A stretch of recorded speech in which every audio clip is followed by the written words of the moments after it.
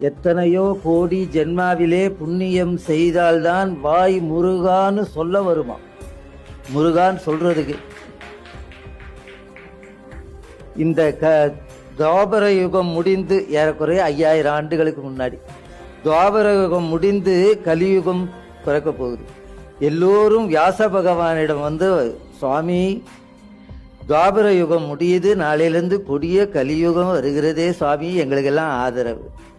வியாச பகவான் சொன்னார், ஏன்பா கவலைப்படுறீங்க, கலியினுடைய அத்தனை கஷ்டங்களையும் போக்குவான் முருகன். கந்தஸ்ய கீர்த்தியும் அதுலாம் கலி கல்மிஷ நாசினான். கலியினுடைய அத்தனை கல்மிஷங்களையும் முருகனுடைய புகழ் மாற்றும்னர். அந்த முருகனுடைய புகழ்தான் திருப்புகழ்.